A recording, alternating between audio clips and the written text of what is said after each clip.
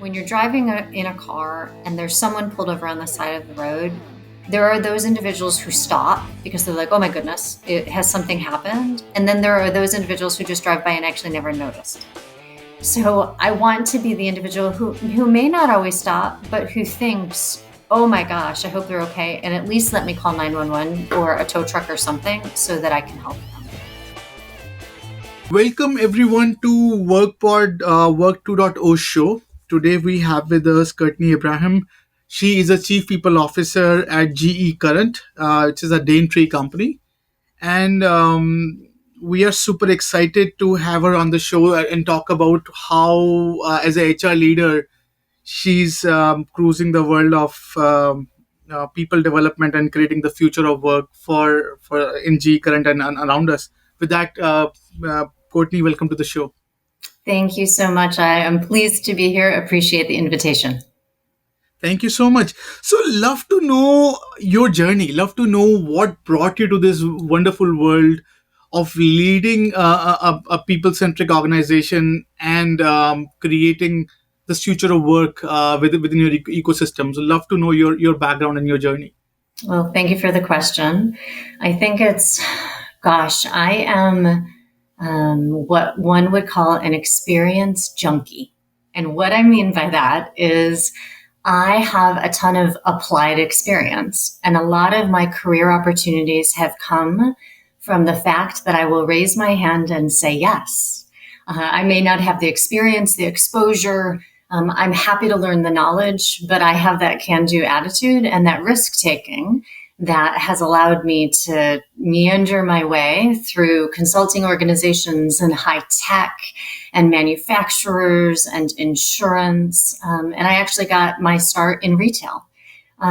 I will credit much of my career success going back in time, right, from a really great upbringing where my parents had like 7 jobs, right? They were those people, entrepreneurs and youth group advisors with church, and both had full-time careers. And as kids, my sister and I, we were expected to help in the family business. And so that is exactly what we did. And that work ethic, I think, was just instilled in me from the very beginning of time, that it was expected that we work hard, that we do so joyfully, right? And that we not complain, and we show up and do it to the best of our ability because we're serving somebody on the other side.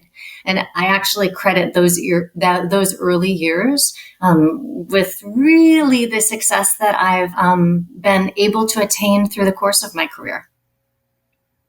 That's fascinating. So, and walk to us your journey from to becoming the leader. So, walk us through how has that journey been for you, and what are some of the highlight points, some of the success and failures you have encountered along the way in your leadership journey. Yes, that's goodness, right? What a story. How much time do we have? I think, early on in my career, I was always watching the people around me, what made them successful, what they did and what they didn't do, how they interacted with people. And I took lessons from that. And so I constantly looked at, well, who did I want to be and what behaviors did they exhibit that I thought a ton of, that I wanted to, demonstrate myself, and what would I call their mistakes, right? They may not have been mistakes to them, but I observed they were mistakes. And so it went on my never do this list. And as I grew in, starting as, an analyst or an associate, a frontline employee, really, raising your hand again, just saying, how can I help? How can I learn that? And learning actually early in my career what I was good at, what I wasn't good at, and then what I didn't like, but I was good at, right? And a lot of people don't necessarily distinguish that. And I think that's important because you may be really good at something that you hate, but it's a core strength. You just don't find enjoyment in it. And so I was able to really meander myself into the things that I enjoyed more and gave me passion. And so that allowed me to exercise that passion, which then became strengths, right? So I was strengthening and kind of with a nail file, making things a round corner as opposed to a square edge. And I will say, the leaders that I was exposed to early on, some of them were absolutely fantastic. And so they took me under their wing. And to grow from, an individual contributor to my first supervisory position, where it really is about blocking and tackling and getting work done. And then when you move into a manager position, it's more about talent development and making sure that other people are getting their work done. And it's not about you as an individual contributor exercising those technical strengths. It's about you teaching and coaching so that others can demonstrate those technical strengths. And so as I came through my career, I think one of the most paramount or important experiences I had was actually as a consultant. And it was, I think it was about a 6-year run where I was engaging with all different teams, and we were customer relationship management, right? So it was the days of Siebel when Siebel first came into the marketplace. And it was about how do we quickly learn business processes? How do we train employees to literally take what they were writing on a piece of paper and put it into a software application and the benefits of what that would do for them? So helping them manage the change and to literally work backwards from the executive team to say, well, what is it that we're trying to create? And what is our executive vision? How does that translate into what people do? Then how they do it. And by the way, what's in it for them, right? Carrot or stick, let's be really clear with what it is that we expect and what does success look like. And so different consulting opportunities allowed me to make mistakes and learn from those mistakes, but also have great successes. And then to take those successes to say, okay, so how do we replicate that? How do we do more of that? And I went from that consulting experience, finally getting off the road, right? And the life of a consultant, always on an airplane, and you have no social life and probably no life at all. But getting off the road, meeting my husband and realizing I love the world of change management and the world of taking individuals and planting seeds and coaching and developing so that it is no longer my idea, but it's your idea. And really allowing that to crystallize. And then like a tidal wave, moving people through, but catching on their coat sleeves as opposed to me dragging them. It's a huge rush when it becomes their idea and you then become the follower. So those change management experiences literally dovetailed into the world of HR. So I never grew up thinking I was going to be an HR professional. I've had some unsexy careers in insurance and grocery, but I never thought HR either. And it's probably unsexy too, right? But I love what I do because I get to work with people on a daily basis. And so when I made that hard right turn, into the non-revenue producing side of the business, really scary for me. But I thought, okay, so how of all the experiences that I've had through the course of my career, how do I take hold of them? How do I make sure that I don't forget what it's like to be on the other side? And most importantly, how do I treat everybody with respect and dignity? And as I meandered my way through literally almost every specialty within HR, some I really disliked, and some I liked more than others, it allowed me to take greater leadership opportunities and to eventually arrive where I am today. And I will tell you, being a chief people officer, head of HR, it's a hard job because you're dealing with people's lives, right? Every single day. And the challenges that we face in a world of work, or a world where work doesn't exist for some. And so there's no rule book and guidebook that we can refer to on a regular basis. I think everyone has their we call it Rolodex, right? You call your LinkedIn buddies and you're like, hi, this is what's come up for me today, and I have no experience in it. Or, here's where I think I'm going. What do you think? And so to rely on others within your network is actually a really good safety ground so that you're not making decisions by yourself. And if you can build an executive team where you are great with collaboration and communication, and you have really wide open dialogue, it allows the team to take decisions together and then to kind of lock arms and to say, okay, so here's our approach and here's what we're going to do. But I wake up every day and I'm super thankful to be able to do what I do. Thank you for walking us through that. So one thing that stood out, I think, as you were discussing, describing your journey to this leadership was the role of you said that people who took you under their wing, like people who become your mentor, and we have found in our conversation with many interesting leaders that they attribute their, whether you call it expedited journey or whether you call it a normal journey through fast pace of time, attribute to some of those leaders, right? So I'm curious to learn what has been your recipe in finding those mentors and those guides along the way, to because there are many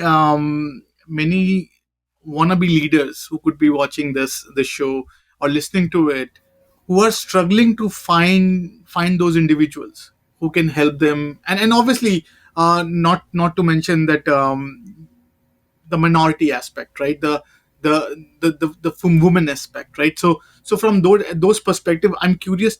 I think those are your experiences paramount. If you can walk us through what are some of those recipes, some of those leaders, and how what had you done to get to those leaderships?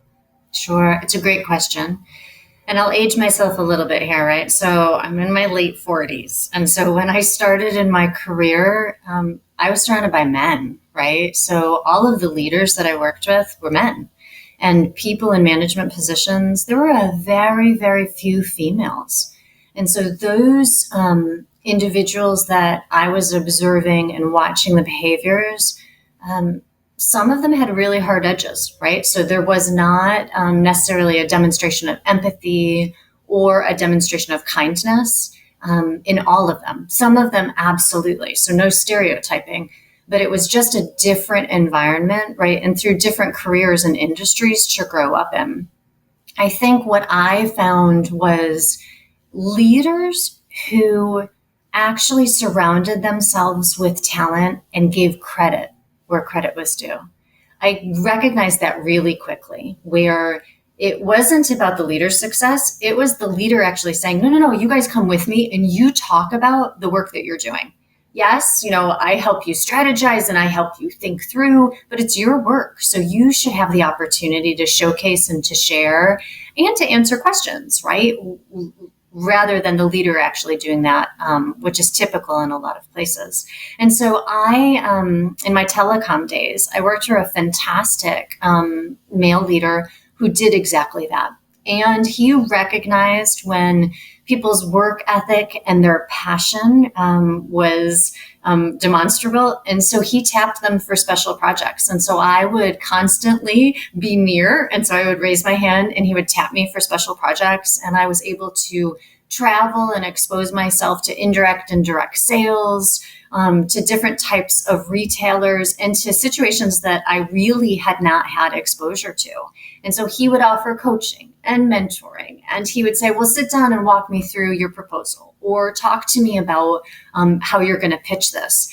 And in those days, the word role play, actually, we never said role play, but that's exactly what we were doing. We were practicing, and he was helping me hone my craft.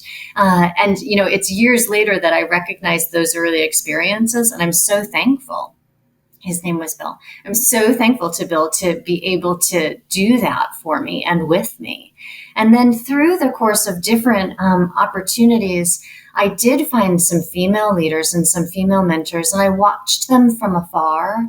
And again, in a working world where the executive team was mostly men, their behaviors were a little bit different. They were a little bit more, everyone always talks about the difference between being aggressive and assertive. And some women who are on the edge of assertive can be called aggressive. But when you look at the same behavior in a male, you think, oh no, he's just being a man. And you're like, oh, okay, double standard, right? And so I would watch these women and I would say to myself, okay, so how do I make sure that when I have an opinion and I have a voice, that I support it with data and facts, that I am professional in my demeanor, that I create my allies and I align early before I ever walk into a room. And so just through a lot of observation, right? I'm a study of human character. It's allowed me to take on some of the best behaviors and to avoid some that could otherwise get me in trouble.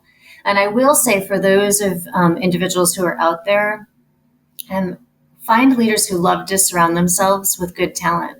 So I constantly hire people who are better than me. Why? Because I love to learn. and I cannot possibly be good at everything. And actually, I'm bad at a bunch of things. And so I need to surround myself with people who take joy in what they do, who are outstanding at their craft. And I am super happy to literally push them to the front. And then actually, it makes my job much easier because I can say, you've got it. You've got it. Let's talk through it. Let me help prepare you. But absolutely, you're going to grow up and have a fantastic career. So as leaders, we need to create space. We need to create safety nets so that individuals can prosper, but also fail fast, but also that we can catch them and say it's actually not that bad. It may have been super embarrassing, or you might have gotten feedback that was a little constructive or crisp, but let's talk about what you learned from it, because you'll never make the mistake again. So I think it's a little bit of observation, and there's probably luck thrown in there too, right? That's true. So, thank you for walking us through that. So now, I think the other thing that stood out was that you said that you are now on the other side of the table, right? So you have been to the journey of being a worker to being a leader, and you have now you are as a people's leader. You are actually have slightly more influence when it comes to developing or creating the processes that develop those leaders. I'm curious, like what are some of the best practices have you picked from your own journey that is helping you becoming a better people leader or for an organization? Oh, goodness. I think so one of the things that I constantly am coaching others on is when they have a complaint or an idea or a challenge, that it has to be backed up by facts, right? So where's the data? It can't just be a gut feeling. It's got to be supported by some evidence of something. And so I think, and maybe it was probably prior to my consulting career, but it was when you present anything, it has to be fact-based, right? And you know what you do for a living, so absolutely. And so it's thinking about, so if you're trying to craft a story, what is the data to support that story? And we all know we can run any sort of data statistics to prove our story out, but it's being really crisp to say, if you are trying to gain funding for a particular project, what is it going to do? What's the history? Why has there been no funding? What's the return on that investment? How many resources will we need to hire? What is it going to cost? But ultimately, what's the gain for the organization? And so putting all of the pieces in place to really support that from a data perspective, I think is the most important that I've learned, is that you have to have data to support any sort of initiative, challenge, anything that you use within your career to help you be more successful. And being a people leader, being a chief people officer, I'm curious, like what is from your perspective, what are the anatomy of a good people's leader? Like from what you are seeing, what is your thought on if you're a leader, like need to show these kind of traits to be a better leader, to build this organization which is people centric and basically creates future leaders. So I'm going to tell you a secret, and now it won't be a secret because everyone listening will know. There is this, I think, I don't know, it's a stereotype, I think, of HR professionals that we're people. And what I mean by that is that we're this hugely caring, endearing, empathetic group of individuals. And what I would say is not always, right? And so I have met so many different leaders, whether they're in the HR space or just leaders in general. And there's really no stereotype that we exhibit. What I have found is it is super important how we treat people, right? So dignity and respect, paramount. Kindness goes a long way. And one of the things that I coach others is the delivery of their message, right? The tone of voice, the words you use, the situation you choose to have the conversation in, it is so important. You praise in public and you give constructive feedback in private. You allow that person to experience your words, but it is in a way that allows them to learn from it and then stand up and do something differently. And to give constructive feedback in public, that's like, oh, please don't ever do that. That's happened to me early in my career. And I thought, well, why would that leader embarrass me in front of my peers? Because now I actually think horribly of that leader and they've lost my trust. And so thinking, how do I make sure I never do that? And how do I actually help somebody to be better, right? So it might be a minor mistake, but how do I give them feedback in the moment so that they can improve? And so I think the so what is really important, right? I'm giving you this feedback, so what, right? Because I don't want you to make the mistake again, because you're super smart, because someone is going to ask you 3 additional questions, and I want you to be prepared with the answers. And I hope my team would say this of me, but it's about being kind. At the end of the day, when I come home, I want to be able to look myself in the mirror and like what I see and reflect on my day as we all dream about what we did during the day. I don't want it to turn into a nightmare. I want it to be like, okay, well, you know what? I did the best that I could under the circumstances. I treated everybody as best as the situation demanded. And they walked away feeling like a good human being and not belittled by any means. So I think that's a lot of words to say kindness. It's really important.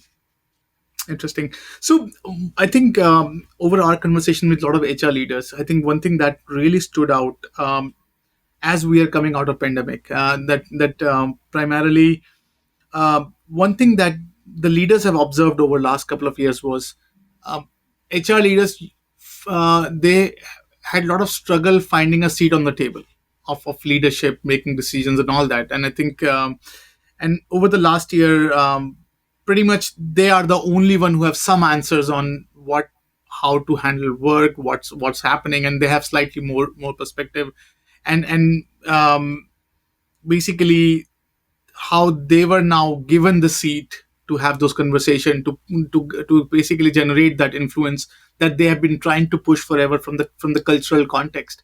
So I'm curious, what has been your journey as a people leader through this pandemic time? It's been scary, right? The pandemic has presented us with so many factors that we were ill prepared for, that we never considered. Everyone had always talked about the world of working in an office and being remote. And there was okay, well, we're going to have a telecommute policy. And do we give people equipment and do we fund it? And how often do we want people to be in town? But the world became boundaryless. And all of a sudden, during the pandemic, regardless of where you lived, you actually, if you could maintain the time zone and the workload, you could hire employees anywhere in the globe. And it was a fascinating transition. And so very quickly, the scariness is, okay, well, if you're hiring someone in a state like California or Massachusetts or New York, you better make sure that you understand employment law. If all of a sudden somebody picks up and moves to Wyoming, you have to understand payroll taxes and what does that actually mean. If you're hiring an employee in the European Union or Asia or, Australia, it is really important that you understand, okay, so agreements overseas are not like a US employment offer letter, right? We are at will in the States. You're not at will employment in many countries around the world. And so the knowledge and the technical aptitude of HR leaders went from being important to being essential, right? So you can no longer have an HR head of HR who doesn't have that technical knowledge because it is a boundaryless world. And so as an HR leader, it was quickly like, okay, so how do I surround myself with employment attorneys? How do I expand my network? What research site do I need to go to make sure that I get the law digest on a regular basis? Or who do I hire so that they can be responsible for very specific things? So I think the technical knowledge is probably the first piece. The human element, arguably more important, but a different experience, right? So all of a sudden, we had HR business partners who were coaching people in the past of dealing with work and dealing with personal lives. Mm. All of a sudden, it was a true commingle, right? So at any moment, the dog can come in, my kids can come in, my husband can walk by shirtless. Like all of a sudden, it's here's her personal life, and it's up front and center for everyone to experience and see. And we had to make that okay, right? And the joke of, hey, you're on mute, that's just part of the world now. And as you and I chatted, I said, I'm sorry, but my dog will probably bark during this, but that's normal. That's normal. So these new set of parameters have just become the norm in the last 2 years. And we've had to coach leaders to say, hi, you can no longer be a dinosaur who requires people to come physically into the office. And it's okay if you don't see them, their physical presence, because now it's about their work output. And so if you don't understand what it is that they're doing, that's actually your fault as a leader, right? So how do you get closer to the work? How do you measure the output? How do you engage in a remote setting so that the virtualness is just as good as being present and being able to reach across and like touch someone, right? So I think those behaviors and those coaching mechanisms became really important. And arguably, not a lot of HR leaders left their positions. So there was this hold on chief HR positions where boards and employment organizations may have been unhappy with their HR officers, but because of the pandemic, no one was looking to make any changes, right? And so I would say within the last 6 to 8 months, the world of HR roles has become hot because now we're moving into, well, guess what? This is our future. And maybe it's a hybrid where people are coming back into the office, but we're seeing many more HR leaders actually shift and change, and HR leaders raising their hand and saying, oh my gosh, I'm burnt out and I don't want to do this anymore, right? It's exhausting. We have planned go back to the office, go back home, policies, procedures, costs, funerals, celebrations of life, the world of benefits and negotiating health and welfare on behalf of your team, if you live in the States or in Canada, is just become so much more important. And, I credit the HR professionals that are out there because it's been really tough these last few years. Many of my team members through the course of time, and those I don't even work with anymore, the conversation and the catching up over a glass of wine, there's always a story of a tragedy, right? Where someone, went into the hospital for non-COVID related things, right? And passed away. But now a lot of it's COVID related, and young people and kids who are getting sick, or simply parents who are scared of sending their kids back to school. It has really challenged, I think, all of us as professionals. And personally, early in the pandemic, we came home and my daughter came home. And at that point in time, she was fifth grade. And remember that show, Are You Smarter Than a Fifth Grader? I think I failed. I was like, okay, let me think about this math and how am I going to do this? And wait a minute, how are they teaching you how to do this now? And so every day my daughter would like get off of her remote learning, and I would say, okay, so now teach me this. Teach me the math that your teacher just taught you. And I thought, okay, A, I'm going to be smarter, but B, this will also help me appreciate, is she actually learning through a remote setting? So I just credit all the new skills and behaviors that all of us have experienced, whether you're a parent or not. The pandemic has been really challenging. Interesting. I think thank you for shedding light on and giving your perspective. So we as a technologist, so I think when we talk to if we talk about the balance between the technology and humans, so when we talk to some of the people leader, or at least the leader or non-technical leader, so I think their observation is they're fascinated with the technology that's available, that is helping them do their job properly, right? If we look at the technologist, right, and they want to sell the technology, Now they're saying, oh, whoa, it's too much, right? So it's getting it now, it's in your bedroom. And I rightly pointed out that someone, your personal life is now pretty exposed in many of the aspects. We have been working really, really hard in guarding our personal life from the professional one. But this 1.5 year has been sort of pretty interesting when it comes to how these two worlds are coming together.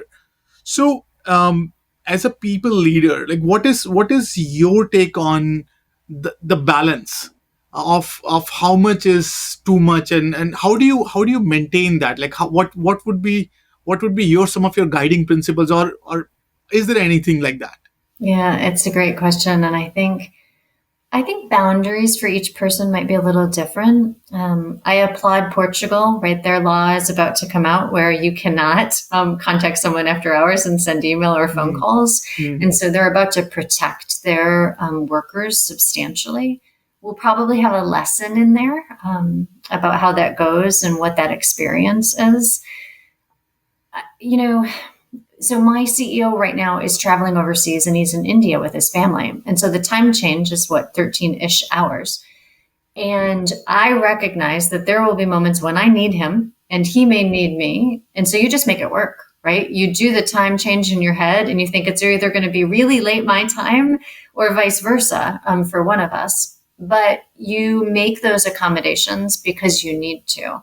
And I think that example of blurring the lines, right? Of whether you work 7 to 3:30 or 8 to 5 or whatever your hours are. I think through the last couple of years, many more managers have become progressive. And what I mean by that is get your work done. I don't necessarily care when you get your work done, right? So if you are a call center and you are responsible for answering telephone calls, it is different because there's a clock. If you are on a manufacturing floor, again, it's different because you have to show up and be there in person.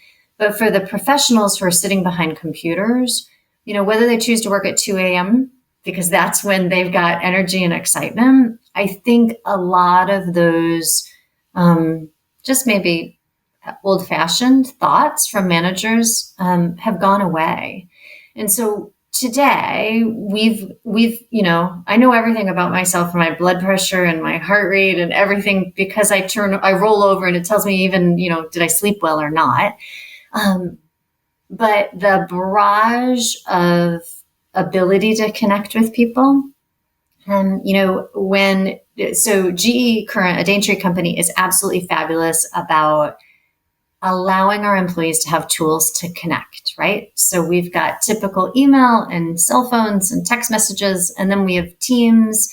We have all sorts of collaboration tools that exist within Teams and SharePoint to allow us to blog and iterate and use documents simultaneously and see people's screens. And so those tools actually, I think, allow us to be more productive than in days past. And it's very rare for someone to even email a document now. Like, why would you do that, right? Just set it on a server, allow people the right access, and iterate on the document there. And the same idea with chat bots and other pieces that come up. One of the things we leverage is for payroll and self-service for HR, right? HR self-service. Yes, there's a mobile desk app, or there's a desk app that people can log into, but everything's at your fingertips, right, on your telephone. And so if you just download the app, you have the ability to do what you need to when it is convenient for you. What I will say with all of that, right, as the backdrop, your family and your personal life and your mental well-being is so important, because if you're not fulfilled, happy, engaged, healthy, you bring that into your world of work. And so having that boundary and the ability to shut off, right, before you come into work, or shut work off so you can be with your family or just socialize with your friends, is really important.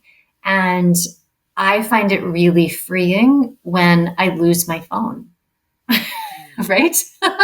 Like, I can't be bothered. Oh, shoot, I left my phone in the car. And it's like, oh, you do that. And you're like, that was actually fabulous because I was able to be present and communicate right with those in front of me or just via my computer. I think it's really important that people shut off, right? And yes, you have to delegate and you have to make sure that the work still gets done. But I'm about to go on holiday with my family, and I've already said to my team, if there's an emergency, call me, but you guys know what you're doing, right? You don't need me. You might want to check in with me, but take the decision. It's going to be okay. I will come back, and we need to respect other people's holidays, right? When they go away, don't call them, don't email them. That doesn't respect their personal time. They've earned their personal time and they need to recharge. And it's just so important. I think that's a fair point. So we have this practical joke in our home. So I used to be on phone, and we have bigger screens, so we can be a lot more on the phone. Mm-hmm. So my wife, she was so paranoid. She said, "Vishal, you know what? I found a solution." So she gave me like a very small, a tiny phone. It's like, I think it's some very small phone. So that's going to be your thing, right? So it is, everything is good, whatever. So it's a small phone. So I obviously I have to twitch and I have to do things to do stuff. And very soon I stopped looking at the phone. Yeah. Like I pretty much, I love when it's lost. I love, sometimes it's sitting in my car many times. I say, just ping me on my laptop or whatever.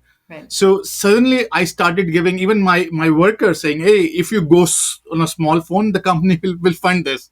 Because I know your life, you can live a lot happier, you're detached. True story. So I think I totally hear you when you say that how much we are intertwined with this. Yes. So fascinating. So now let's talk about the learning and development piece of the workforce. So obviously, when we were in the cubicles talking to each other, there's a lot of learning and development. There's a lot of serendipity happening. There's a lot of conversation, that water cooler conversation happening. Now we are all in our cubicle, in our home cubicles, looking at our webcams all the time.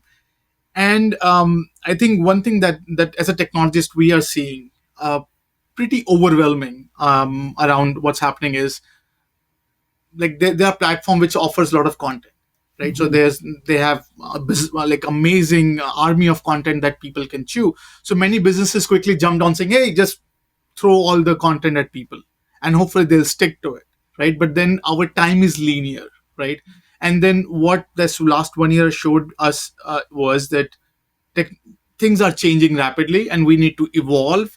We need to be trained and retrained and relearned with this new reality. So when you look about your organization, like what are some of your learning and development challenges that you are seeing with this new reality? And how are you planning to cope up, or you are doing something to cope up with this? Yes. Oh goodness. So learning and development is so important. I think learning agility as a competency, probably, especially today, just critical. The libraries, you have to be self-motivated, right? So if you're going to want to learn about something, regardless of if it's a technical skill or just a behavioral competency, you have to be self-motivated to go seek out that content, even if it's served up to you, right? And then disciplined, sit down, watch the course, and then do something with your learning. And what I would say, and now all of our learning providers out there will hate me for saying this, if we don't do anything with the content, it's like sitting down to watch the television. And we can't get that 45 minutes or that 3 hours back, right? It's wasted time.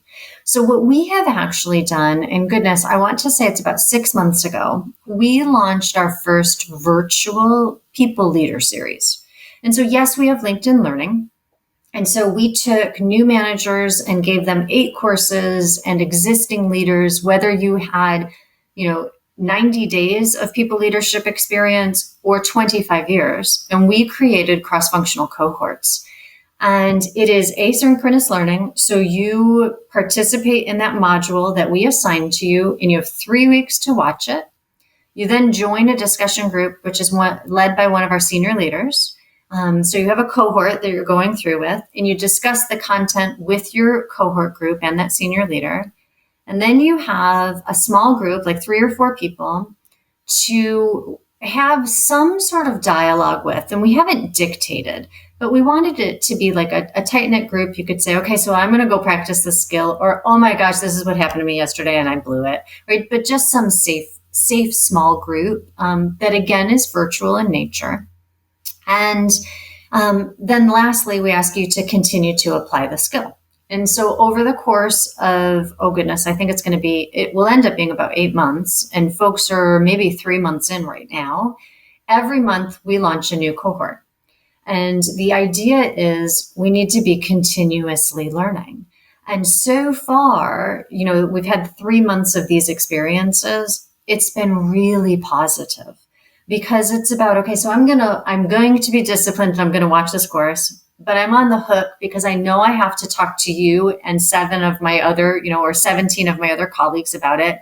And then a week later, I'm going to be invited to a small group. And so I have to have a story of what I've done with it, or maybe not because I haven't engaged with anyone to exercise the skill.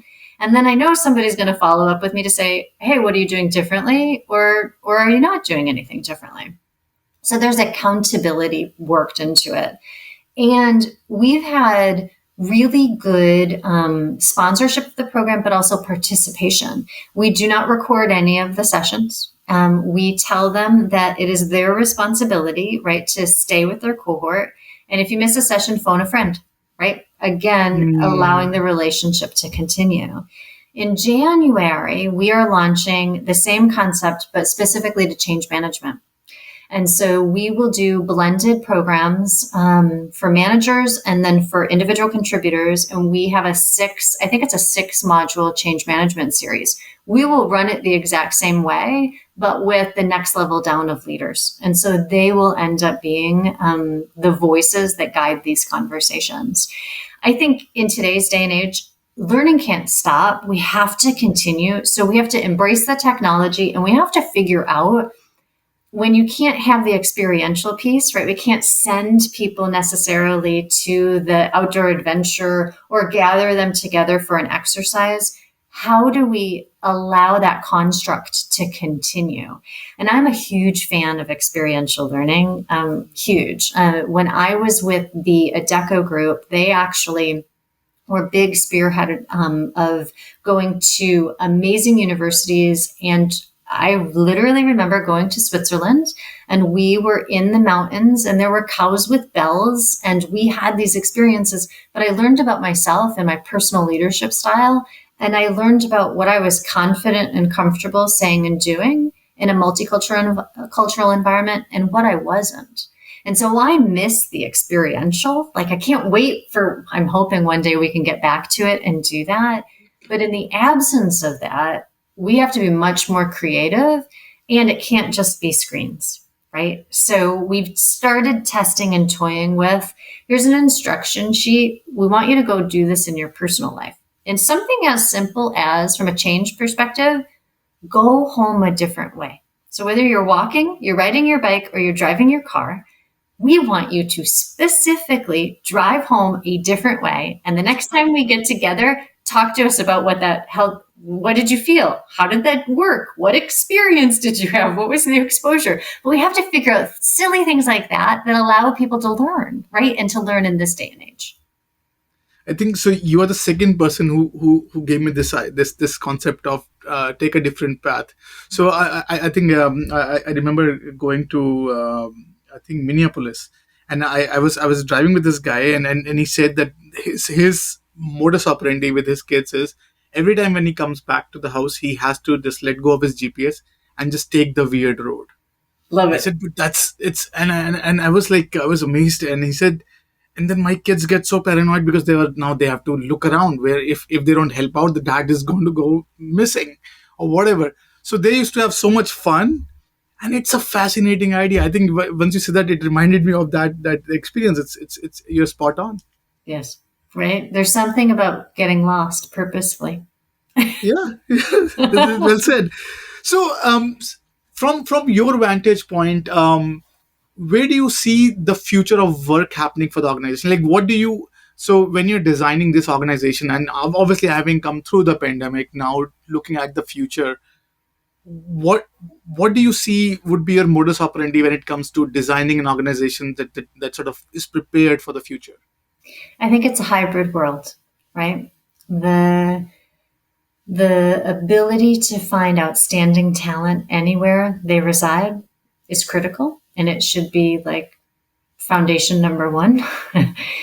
So we're hybrid. We hire from anywhere, um, and the behaviors are different, right? So we're hiring for technical competencies still, but the ability to communicate verbally and in written form, the ability to exercise emotional intelligence and focus on that competence, learning agility and core values, I think becomes more important from a hiring perspective and a promotion perspective, because it's just critical in how we treat people. When you think about, will supply chain challenges still be here 12 months from now? Probably, right? So we have to think differently and we have to innovate. We have to get away from, well, we've always done it this way, to how can and should we do it differently? And a constant redesign of processes. I think every time someone leaves, it's an opportunity to redesign the work, right? So I say to my managers constantly, you cannot post a rec unless you've looked at the workflow and the process to say, should it be done the same way? Right? Because if you're constantly iterating and getting better and redesigning, you're not replacing the same job. You're allowing people to experience different career experiences and learning opportunities. And then perhaps domino effect, you're allowing people to be promoted so that you're replacing somebody on the beginning of the ladder that's just joining from an entry level perspective and continuing to iterate. I think the world of career ladders, long gone, right? Especially in this virtual world. So from a workforce perspective, we have to do so much better at challenging ourselves to build rock walls, right? So a rock wall, there's so many ways to the top. You just don't go vertically. It's the same idea in getting to a leadership position. If that's what you want to do, right? So you can move laterally and continue to gain compensation. And perhaps it comes from a variable bonus perspective as opposed to base compensation. Maybe it comes from flexibility in their offering sabbaticals and just different benefits that are important to you. I think we have to really deconstruct what the premise of benefits and expectations from a career perspective looked like previously. I have stepsons that are oh goodness, I guess they're millennials, right? And I was thinking, how old are they? But both of them have had multiple jobs already, and they're 30. And so the idea is when I look at them, and they, about every 2 years, maybe 2.5 years, they're going to a new organization. And it's not because the company that they've left is bad. They're bored. They want a different challenge. They want to focus on different things. And sometimes they don't even move for substantially more money. They do definitely, this consistent factor I have found generation across all generations is people continue to leave bad managers, right? So that's the consistent piece. But I think there's so much opportunity to do it differently and to learn from, existing generations in the workforce and new generations that are coming up. So my smallest is 11. So she's 6th grade. And when I think about, today I can drive down the street and Dunkin' Donuts is hiring at $13 an hour and Amazon's hiring at $16 an hour. So my gosh, her first entry level opportunity, even if it slides back just slightly, she's going to make probably $15 an hour as a 15-year-old, right? A few years from now. Her expectation will be different of what she wants to do, is surrounded by, what she hates or what she finds joy in. And so we have to constantly iterate and look to the next generation that's entering the workforce to understand, how do we leverage their strengths and how do we grow their capabilities? Because our construct of work needs to really become more modern and change. I think that's a fair point. So I think I was thinking when you were talking about this, I was thinking about the existing workforce, right? So we are hearing a lot about the Great Resignation. We are hearing a lot about people leaving and settling into this new and emerging reality. And on the other side, so I was talking to one of the technology company, their senior executives, and he was telling me, Vishal, you know what, we are oversubscribed when it comes to our workforce, but then we have a massive talent pool gap of where we want to get to, and we cannot find people, right? And then when you wear a technologist hat, you realize uh, hiring for technology is silly. Like it's a skill. You can attain that skill, right? Right. But having a good understanding of a culture, it's the most expensive thing. So you already have army of your workers who are attuned to this reality of how your business is conducted, then all the social and emotional nuances of running a business. Now you are now out hiring for technologies. Can you retrain your workforce effectively, or sort of channelize them so they can, instead of realizing hitting the wall and saying, okay, I cannot fix it, maybe. So what has been your observation in the sort of this idea of retraining workforce and utilizing the technology within your organization, instead of sort of going out and seeding those talent? It's, oh gosh, right? So the reskilling and retraining, it's so important. Our world and the construct, regardless of the industry that you sit in, it is evolving, and it's evolving at a really quick rate. And so, you move from one coding language to another, and you have to take a decision. Are you going to ask your workers to learn the new language, and are you going to pay for it as an employer? Or are you going to go source and pay for talent acquisition of somebody who already has that skill? And arguably, you may pay more for the outside than to actually invest in your own people and in the goodwill that it actually buys you, because those folks grew up within your company or have been with your company. And so they're part of the culture. Um, I think in current, right, where I work today, it's a lighting industry. And so folks have grown up within the lighting industry. And this is the first time I've worked in an organization where we have 30-year veterans, right? So just recently someone retired, and I think they had 36 years. And I'm Gen X. I'm like, wow, that's crazy. Like, that just doesn't exist anymore. And it is powerful when you think about the opportunities that, especially technical skills, have had within an organization.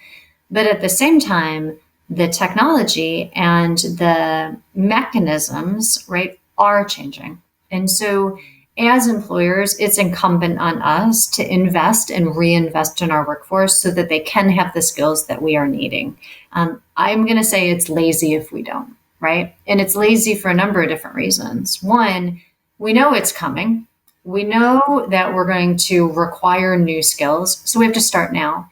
And the laziness comes in, well, it's going to be a fight to go get more money. It's going to be a fight to have duplicative workers in the company for a period of time. But again, you've got to go back to the facts and the data to support why you want to reinvest. And so if it is reskilling, what is the length of time by which you're going to do that? And then how do you take the workers with the new skill to train the next generation of people who are coming through?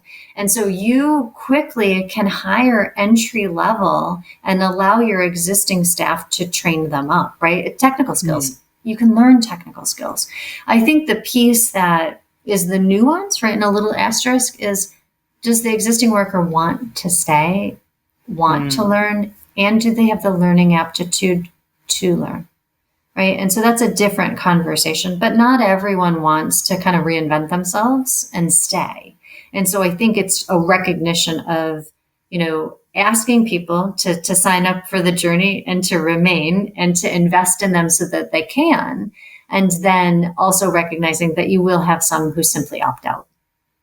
I think you're hitting on a very interesting point. So a true story. So recently, we were approached by one of the city official, and he said, "Hey, you know what? I want my city to be the next shining hill when it comes to AI talent pool. We want to be the best freelancing sort of service providing in AI, whatever. Can you sort of throw AI courses and train my city to be AI? I said that's not how it works. Like, not everyone is cut out to be an AI engineer, as you're rightly pointing out. You have to figure out who are. So, do you have a mechanism to understand your community? Right? Do you have a mechanism to understand? Maybe you don't have a single guy who's AI, right? Maybe your community is having a cultural, totally different construct, which is still relevant, but not. So you are actually doing a disservice by taking your community away from where it belongs. It was pretty exciting to see that how much. I think you're spot on having that maturity of that. Not everyone is cut out for everything, and it's a business, or it's sort of your responsibility as a leader to understand the DNA of your workforce and a worker to actually rightfully empowering them is super critical. Well, and I'd also build on that to say, so that community, what a great opportunity, because they should be reaching into the schools, right? They want to change it at the core. The employers in the area should be investing in the schools and inviting the kids to, career days and giving them projects that really expose them to AI types of entities. And then in the universities, and arguably we need to do a better job at technical skilling. It was really eye-opening when we moved from the States overseas to Switzerland. The school system actually separates children at a certain age. And I had never learned of this before. And so based on the child's performance in schools, they are either provided into a technical route, which means that they go to work at a certain age and they gain, 2 to 5 years of work experience before they're eligible to go to a university, or immediately after what's equivalent to high school, they go to university. And my husband and I, we're Americans. We're like, oh, someone's dictating, if you have to go the technical route or you go the university route. But what I realized was very quickly, and in the group in Zurich, I didn't know that these individuals were 17, 18, 19 years old because they had skills that much older and more seasoned individuals were expected to have. And it was powerful. So here in the States, we can take a lesson of we have to technically skill and give job opportunities. The co-op programs and apprenticeship programs, they need to come back in waves in order to provide viable opportunities and to change communities at their core. Unless we go kind of at the root, right, and reach into talent that may join us in the future, we're not going to change mindsets and we're not going to create the competencies that we need in the future. I think it's a joke. I'm an Indian, so it's a joke in India that you have only two options: either homeless or engineer. Yeah. So take your path, right? So so it's. I think when I moved to US, I was fascinated with so much toys, like so much options, so much. It's beautiful. I totally agree that many of the countries we just that's it. That's the base. That's the hydrogen of existence. If you're not engineer. If you're really, really smart, maybe doctor, maybe scientist, but at least start off as an engineer, and then you'll figure out you want to be artist. Sure, do your engineering, and then do that, and be an artist. Wow! So I totally hear you. So thank you so much. Thank you so much for helping understand the world of HR and people space. So now let's move to the next segment, and we call it rapid fire. And basically how this works is I say something to you. Tell me what comes to your mind. You're more than welcome to elaborate more on it. Okay. Should we start? We should start. Let's go. Awesome. Future of work. Oh, wait, I really come back with just a word? Yes. No, word, thought, whatever first thing that comes to your mind. It's here. Technology. We can't live without it. And pretty soon we will all be true technologists. Leadership. Oh, so critical. And it is a behavior. It's not a role. Remote work. Yes.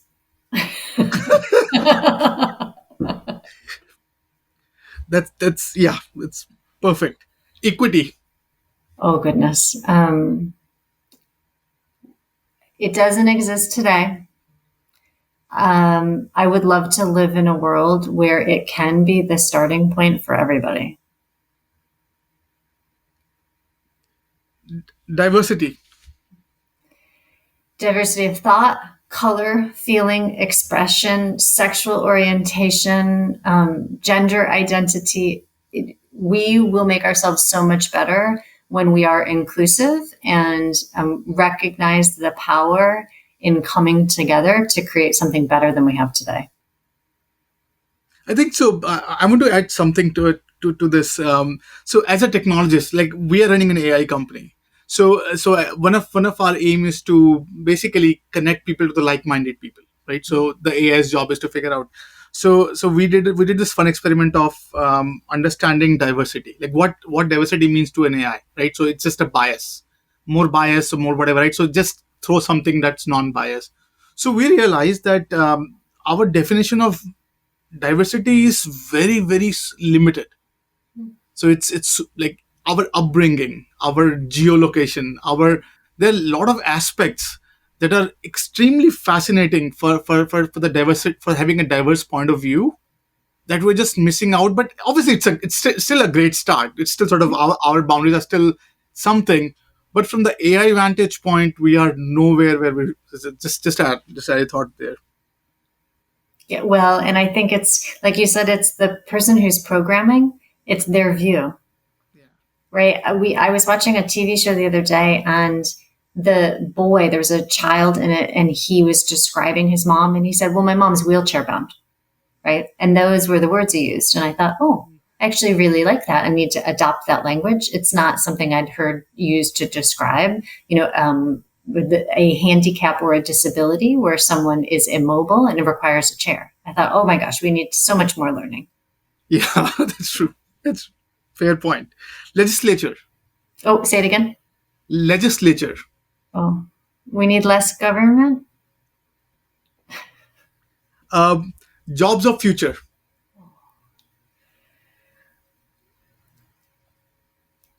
They don't exist right now.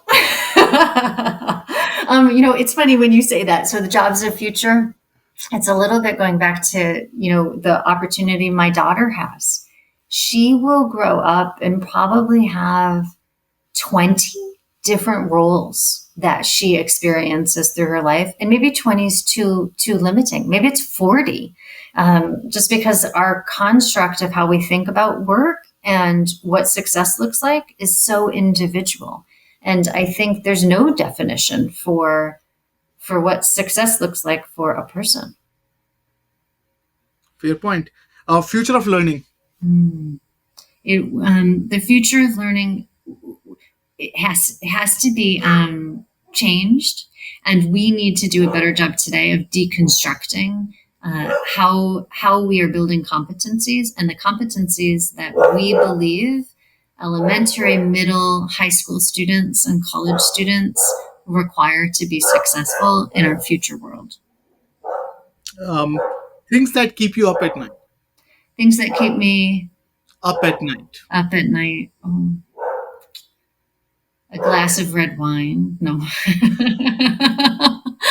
Oh goodness. You know, I have aging parents, and I recognize the stories and the time needed with family as being so important. And I think I'm of the age where there's not enough time, right? I want more time, and I give myself to my work, and I love what I do. And then I come home, and if I'm too tired, right, I take that personally, because my daughter wants to spend time with me. My husband expects me to spend time with him. My dog wants to be walked. I would like more time. Yeah. Yes, we all don't. We all do. So, Yes. thank you for playing that. So now, tail end of the conversation. So I want to spend few minutes on your personal journey. So we ask all of our guests to share some qualities that has really helped them shape what they have become. What are some of the qualities that has really contributed to you what you are today? Oh, it's a good question. I surround myself with people that I admire, that have qualities that I may not have. They have strengths that I don't exhibit. I also surround myself with people who are really different than myself. And whether that's personality or career or athleticism or just who they are. My husband constantly comments to me, he's like, you have such an array of friends. And I think to myself, I know, isn't it wonderful? Right? I had one friend who in a regular world, you never would have thought we would have come across each other. But we did come across each other and we ended up being baking friends. Like that was our thing. She was an amazing baker and she taught me so many things. And the relationship just grew through the storytelling of side by side at a kitchen counter, creating things together. I think the world, we have so much to learn from each other and we can't take for granted. And I actually don't believe in irony, right? So I have a great faith. And everyone that comes into my crossing, it's for a purpose. And I need to recognize in that moment, what am I learning from this individual or this encounter, or what am I meant to give to this individual or this encounter? It's a little bit like, and I'll use the analogy of when you're driving in a car and there's someone pulled over on the side of the road, there are those individuals who stop because they're like, oh my goodness, has something happened? And then there are those individuals who just drive by and actually never noticed. So I want to be the individual who may not always stop, but who thinks, oh my gosh, I hope they're okay. And at least let me call 911 or a tow truck or something so that I can help them. So I don't want to take anything for granted. And truly the qualities of just being open and being kind and learning from one another help me, right? And it's a journey. I've not arrived. Thank you for sharing that. We ask all of our guests to share some books that either they're currently reading or some books that they have that has deeply influenced them. So I wonder if you have something to share for our listeners and viewers. So I am a constant digest and online reader, right? So a little joke in my house is my husband reads the Wall Street Journal and I read the Times. But right, for whatever that's worth. But I also constantly read business articles, change management articles, marketing articles, because there's so many different points of view. And so do I have a favorite digest? I actually don't. Do I have a favorite business book like many of the ones behind you? I actually don't.